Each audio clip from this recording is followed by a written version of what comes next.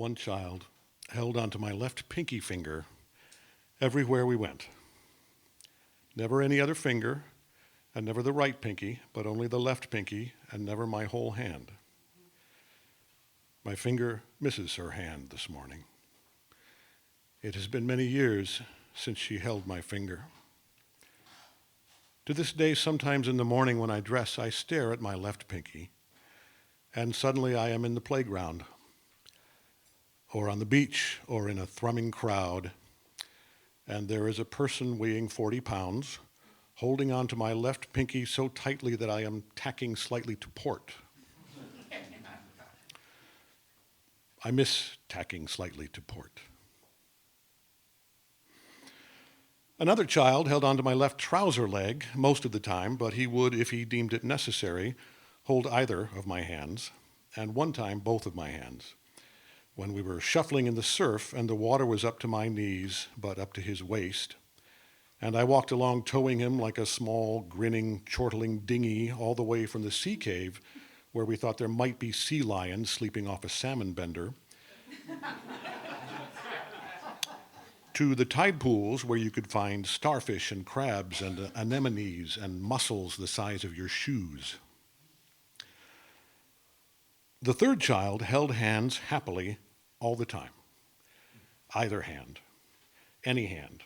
My hands, his mother's hands, his brother's hands, his sister's hands, his friends, aunts and uncles and cousins and grandparents and teachers, dogs and trees, neighbors and bushes. He would hold hands with any living creature whatsoever without the slightest trepidation or self-consciousness, and to this day, I admire that boy's open, genuine, eager, unadorned verve.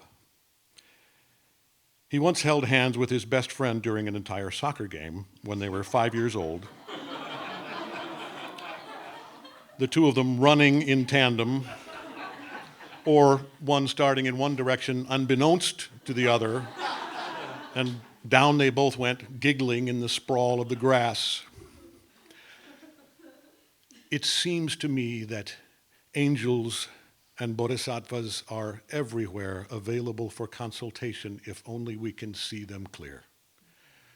They are unadorned and joyous and patient and radiant and luminous and not disguised or hidden or filtered in any way whatsoever, so that if you see them clearly, which happens occasionally even to the most blinkered and frightened of us, you realize immediately who they are. Beings of great and humble illumination dressed in the skins of new and dewy beings. And you realize, with a catch in your throat, that they are your teachers, and they are agents of unimaginable love, and they are your cousins and companions in awe, and they are miracles and prayers and songs of inexplicable beauty whom no one can explain and no one own or claim or trammel, and that simply to perceive them is to be blessed beyond the reach of language, and that to be the one appointed to tow them along a beach or a crowd or home through the brilliant morning from the muddy, hilarious pee-wee soccer game is to be graced beyond measure or understanding, which is what I was. And I am.